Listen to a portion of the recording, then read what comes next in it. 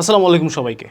Math বা higher math যেটাই বলি না কেন অনেকের জন্যই একটা কঠিন সাবজেক্ট এবং অনেকেই তোমরা মনে করো যে ম্যাথে তুমি দুর্বল এবং অ্যাডমিশন টাইমে কিন্তু আসলে ম্যাথকে অ্যাভয়েড করার খুব বেশি ওয়ে নেই। সামহাও তোমাকে আসলে ম্যাথ মোকাবেলা করতেই হবে, সেটা তুমি ইঞ্জিনিয়ারিং প্রস্তুতি নাও কিংবা ভার্সিটি ইউনিট প্রস্তুতি। যদিও ঢাকা বিশ্ববিদ্যালয়ে অনেকে ম্যাথের পরিবর্তে বাংলা বা ইংলিশ দাগায়, বাট অ্যাকচুয়ালি ফিজিক্স বা কেমিস্ট্রিতেও কিন্তু ম্যাথ লাগে। সো টেকনিক্যালি তুমি আসলে ম্যাথকে কখনোই অ্যাভয়েড করতে পারো না। আজকের এই ভিডিওতে আমি শেয়ার করব আমি কিভাবে আমার লাইফে ম্যাথকে একটা স্ট্রং জোন বানাইলাম এবং বেশ কিছু রিয়েল লাইফ স্টোরি বলবো, তার সাথে সাথে আমার ফলো করা 5টা টেকনিক তোমাদের সাথে শেয়ার করব। আমি আকিব আহমেদ প্রত্যেক পড়াশোনা করছি ঢাকা বিশ্ববিদ্যালয়ের ট্রিপল ডিপার্টমেন্টে, অ্যান্ড লেটস নো অ্যাবাউট 5 এমন জিনিস যেগুলো আমার লাইফে ম্যাথকে স্ট্রং জোন বানাইতে হেল্প করছে। তাহলে চলো শুরু করি।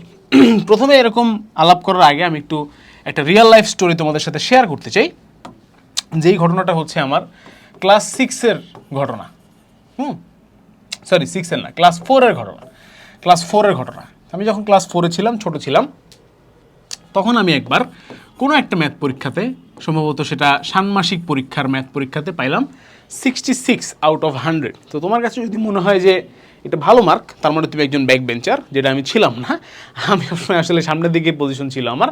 এবং আরও ইন্টারেস্টিং ফ্যাক্টর হচ্ছে আমি অ্যাডলি স্কুলে পড়তাম। সো ক্লাস 4-এ থাকতে অ্যাকচুয়ালি রোল 1 থেকে 15 পর্যন্ত আমার মনে আছে, আমি বাদে, আমার রোল সম্ভবত ছিল এবার 10 বা সামথিং, 1 থেকে 15 পর্যন্ত সবাই অ্যাকচুয়ালি 90+ পাইছিল, আমি বাদে। সুতরাং এটা একটা ডিভাস্টেটিং স্কোর ছিল আমার জন্য।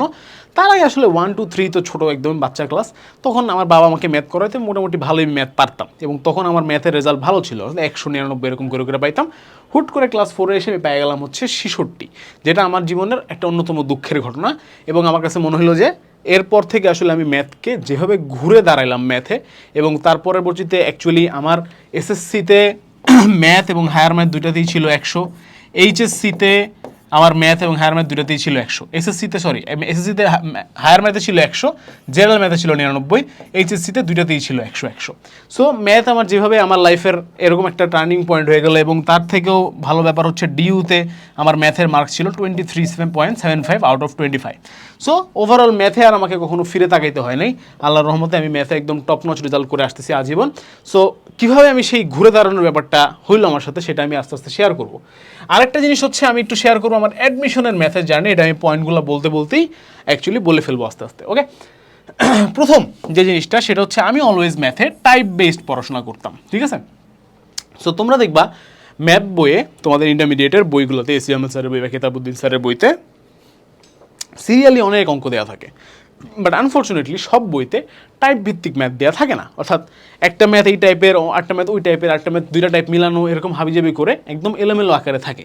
আমি সবসময় যেটা করতাম, টাইপ ওয়াইজ সেগুলোকে গুছায় নিতাম, ঠিক আছে? প্রথমে আমি মোটামুটি থিওরিটা পড়তাম, ক্লাস থেকে হোক, কোচিং থেকে হোক, যেভাবে হোক। থিওরি পড়ার পরে আমি থিওরির যেই টপিকগুলো আছে, ঠিক আছে, সেই টপিক, মানে প্রথমে আমি টপিক নোট ডাউন করতাম যে কী কী টপিক আছে।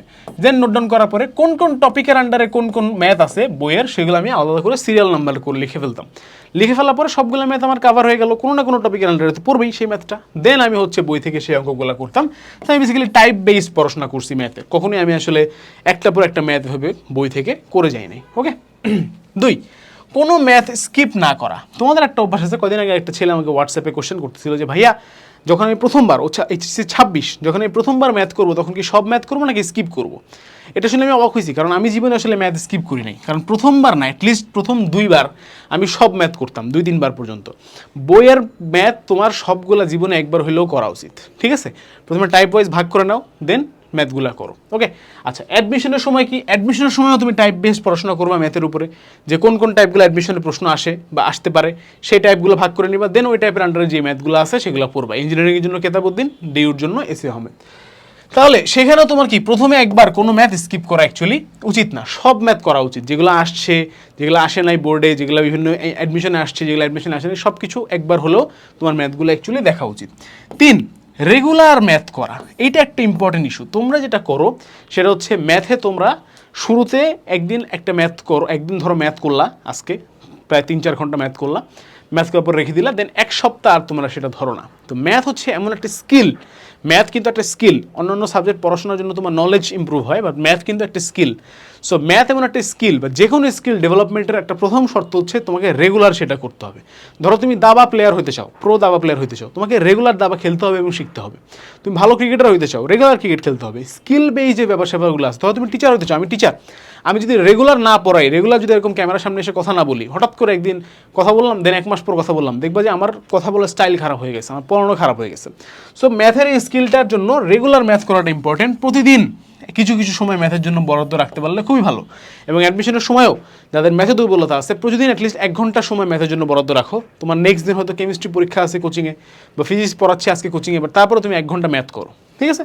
It's very very helpful. তো রেগুলার ম্যাথ করতাম আমি, যার কারণে ম্যাথটা আমার একটা স্কিল বেসড হয়ে গেছে এবং স্কিলটা আমি ইমপ্রুভ করতে পারছি, ঠিক আছে? ম্যাথের স্কিলটা আমার ইমপ্রুভ করতে পারছি।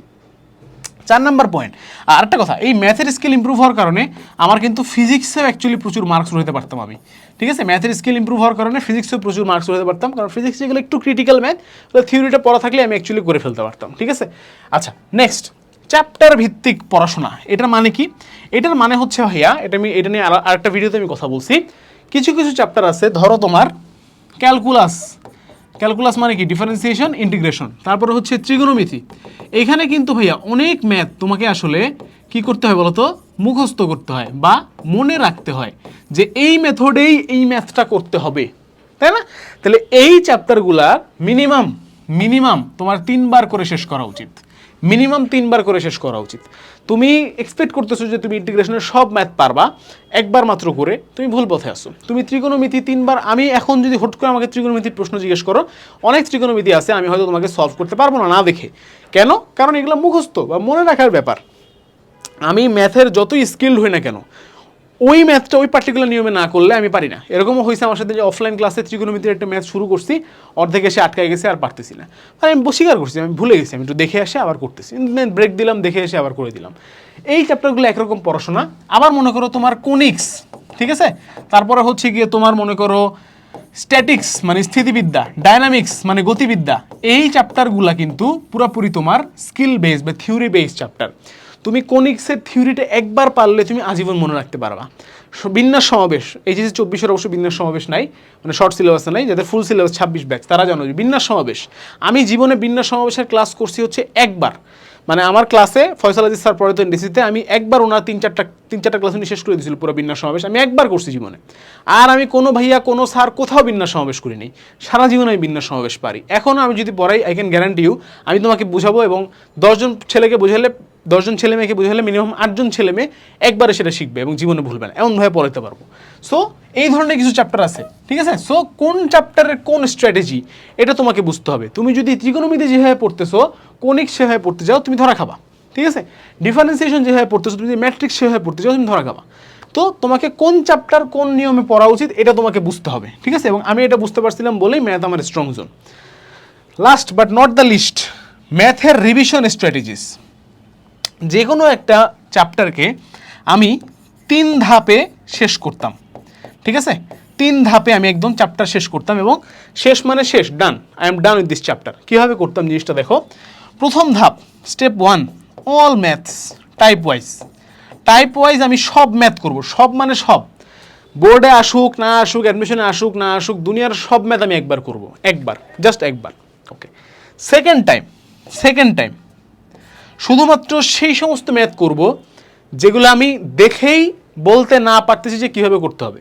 একটা ম্যাথ তোমার সামনে দেওয়া হলো, তুমি দেখে বলবা না যে এই ম্যাথটা এই নিয়মে করতে হবে। তুমি যদি বলতে পারো যে হ্যাঁ এই নিয়মে করতে হবে, তাহলে I am okay with it, তুমি ওই ম্যাথটা তাহলে পারো, আমি বিশ্বাস করে নিলাম, ঠিক আছে? তাহলে সেকেন্ড টাইম আমি সেই সমস্ত ম্যাথ করতাম যেগুলো আমার কাছে একটু কঠিন মনে হইতো, বা কীভাবে করতে হবে আমি স্ট্র্যাটেজিটা বের করতে আমার সময় লাগতেছে, সেই ম্যাথগুলো আমি আবার করে ফেলতাম, এই ম্যাথগুলো আমি আবার করতাম। 3 নাম্বার স্ট্র্যাটেজিতে আমি আবার সব ম্যাথ করতাম, বাট নট ফুল, অর্থাৎ আমি আবার সব ম্যাথ খাতায় লিখেই করতাম, কিন্তু পুরো অঙ্কটা কখনো করতাম না। অর্থাৎ এই প্রথমবার যখন করছি, সব ম্যাথ খাতায় লিখে করছি, নোট করার মতো। আমার বাসায় ক্লাস 6 থেকে 10 পর্যন্ত যত ম্যাথ নোট খাতা আছে, অনেকের বাসায় সেই পরিমাণ বই খাতাও নাই, ঠিক আছে? এরকম বড় বড় বান্ডিল আমি এখনও রেখে দিচ্ছি, এগুলো আমার স্মৃতি হিসেবে। এরকম বড় বড় বান্ডিল আছে এক এক ক্লাসের, ঠিক আছে 9-10-এর ইন্টারমিডিয়েটের যত ম্যাথ নোট খাতা আছে আমার মনে আছে ইন্টারমিডিয়েটে আমার 5টা পুরা ফুল 300 পেজের খাতা ঠিক আছে নষ্ট হয়েছিল, মানে নষ্ট হয় নাই, খরচ হয়েছিল ম্যাথ করতে গিয়ে। এটা হলো যে প্রথমবার ম্যাথগুলো যে করছি। সেকেন্ড টাইম আমি শুধু সেই ম্যাথগুলো করছি যেগুলো আমার কাছে একটু কঠিন মনে হয়েছে। এই ম্যাথগুলো দেখবা যে অনেক ম্যাথ থাকে এরকম প্রত্যেকটা চ্যাপ্টারের, যে ম্যাথগুলো তোমার কাছে তুমি জানো যে আবার তোমাকে দিলে তুমি পারবা না সেইটা। 3 নাম্বার বারে আমি আবার সব ম্যাথ করছি, বাট এবার পুরো ম্যাথটা আমি করি নাই, আমি জাস্ট কি করছি রাফলি করছি, ঠিক আছে রাফ ওয়েতে করছি, অর্থাৎ কাটাছিটা করে রাফলি আমি জাস্ট প্রত্যেকটা ম্যাথ আমি জাস্ট ম্যাথের উপর দিয়ে যাচ্ছি, উপর দিয়ে যাচ্ছি, এই ডান। এই 3 ভাবে আমি হচ্ছে পার্সোনাল রিভিশন দিতাম। তোমার জন্য কোন রিভিশন টেকনিক খাটবে এটা তুমি ভালো জানো। এরপরে কি করতাম, অ্যাডমিশন জার্নি বলি, আমার তো এইচএসসি লাইফে এরকম অল ম্যাথ নোট খাতা আছে। দেন আমি কি করতাম, যখনই যে চ্যাপ্টার আমি পড়বো প্রথমে বইটা নিতাম, টাইপ ওয়াইজ যে নোটটা আছে সেটা নিতাম, দেন প্রত্যেকটা ম্যাথ আমি একবার করে এরকম চোখ বুলাইতাম, আচ্ছা এটাই নিয়মে করে করলাম। দেন নোট খাতাটা সরায় রাখতাম, দেন বইটা নিতাম, একটা রাফ খাতা নিতাম, রাফ খাতা নিয়ে বইয়ের সব ম্যাথ আমি আবার করা স্টার্ট করতাম। কীভাবে করতাম, রাফলি করতাম, হুবহু প্রত্যেক লাইন বাই করার কোনো দরকার নেই, যেটা একটু কঠিন মনে হচ্ছে ওইটা পুরোটা করতাম, ঠিক আছে। দেন হয়ে গেল আমার রিভিশন। তো এইটাও ছিল আমার হচ্ছে একটা রিভিশন স্ট্র্যাটেজি। তোমরা এই রিভিশন স্ট্র্যাটেজি ফলো করতে পারো। প্রথমে একটা নোট খাতা বানায় ফেলবা, এটা হবে তোমার বাইবেল, এইটাকে এখন আমরা ফলো করব। সেকেন্ড টাইম কি করব, যেটা দেখে মনে হচ্ছে আচ্ছা এটা যেন কীভাবে করতাম ভুলে গেছি, নোট খাতাটা দেখো, নোট খাতাটা আবার আটকে রাইখা না দেখে করো, ঠিক আছে। 3 নাম্বার বার কি, সব ম্যাথ করব কিন্তু পুরোটা করার দরকার নাই, আচ্ছা এইভাবে 2 লাইন ইন্টিগ্রেশন করলাম, দেন এটা হবে শেষ। দেন এটা স্ট্যাটিস্টিক্সের ম্যাথ, এভাবে ছবিটা আঁকলাম, এটা করতে হবে, এটা করতে হবে, ডান। ছবি আঁকবো, রাফ করবো, ডান। এভাবে হচ্ছে আমি রিভিশন করতাম, ঠিক আছে। এবং এই রিভিশন স্ট্র্যাটেজি আমাকে অ্যাডমিশনেও ম্যাথে অনেক ভালো মার্কস তুলতে হেল্প করছিল, এক্সেপ্ট বুয়েট। আমি সেটা আরেকটা ভিডিও এক্সপ্লেন করছি যে বুয়েটের ম্যাথ পরীক্ষা আমার প্রচণ্ড বাজে হয়েছিল, উইচ ওয়াজ ভেরি আনফর্চুনেট, এবং হওয়াটা একদমই সমীচীন ছিল না। ওকে, তো আমি এবার আমার লাইফের যত ম্যাথ পড়ার স্ট্র্যাটেজি আছে, যত ম্যাথ নিয়ে যা কিছু আমি কাজ করছি as a student, as a teacher, যা কিছু যাবতীয় সব কিছু আমি একটা মাত্র কোর্সের মধ্যে ইনপুট করতেছি। কোর্সটার নাম হচ্ছে ভাইয়া তুখোর গণিত 1। তুখোর গণিত কোর্সে আমরা কি করব ভাইয়া, আমরা লাইভ ক্লাস নিব, এবং লাইভ ক্লাসগুলো হবে কিসে ভাইয়া, জুমে আমি বসবো তোমার সাথে এবং আরও যারা স্টুডেন্ট আছে সবার সাথে বসে আমি ম্যাথ করাবো। প্রবলেম হবে বলবা, হ্যান্ড রেজ করবো, ভাইয়া এই প্রবলেম হচ্ছে, এক্সপ্লেন করেন, এই লাইন থেকে এই লাইন কীভাবে আসলো বুঝিনি, এক্সপ্লেন করেন, ডান। এবং ক্লাসের পরে পেয়ে যাবো নোটস। তাছাড়া প্রত্যেকটা চ্যাপ্টারের উপরে থাকবে এক্সাম।